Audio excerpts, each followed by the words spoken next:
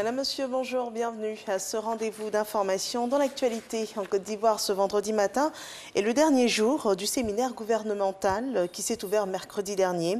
Les propositions des différents ministères pour le développement du pays ont été enregistrées. L'objectif principal de ce séminaire étant de finaliser l'élaboration du plan d'action prioritaire du gouvernement pour l'année 2021. Eh bien, cette dernière journée est consacrée au secteur privé au regard de son rôle stratégique dans la réalisation des ambitions de développement de notre pays.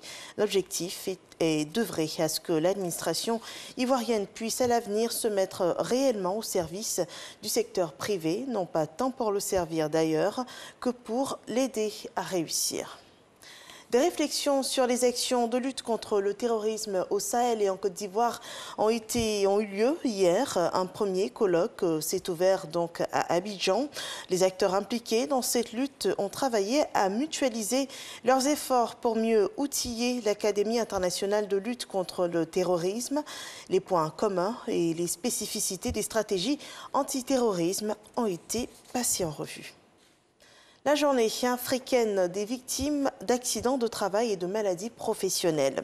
Les actions meublées pour la protection des travailleurs ont fait l'objet d'échanges. On note la sensibilisation et la mise en place de comités de sécurité au travail dans les entreprises. Le détail avec Walter Amadou Ouattara. Au centre de ces échanges, les difficultés rencontrées en période de crise sanitaire due à la Covid-19 par les organisations de la société civile intervenant dans la promotion de la santé et sécurité au travail. Des échanges et sensibilisations constituent la composante majeure de cette troisième journée africaine des victimes d'accidents du travail et maladies professionnelles. Dans les pays membres de l'interafricaine, on note une régression notable du nombre d'accidents. En Côte d'Ivoire, on était dans les années 80 à près de 16 000 accidents par an. Actuellement, nous sommes autour de 6 000 à 7 000 accidents par an. Malgré l'accroissement de la population de travailleurs, mais à côté des accidents, nous avons une émergence des maladies qu'on appelle des maladies professionnelles. Et c'est dans ce cas-là que nous accentuons donc la promotion, nous accentuons la sensibilisation et les contrôles. Les gestes barrières pour se protéger et protéger les autres du coronavirus, entre autres recommandations du président de la Fédération africaine, des associations des accidentés du travail et malades professionnels, ainsi que celles du représentant du directeur général de la CNPS. Donc le directeur général de la CNPS tient les accidentés du travail.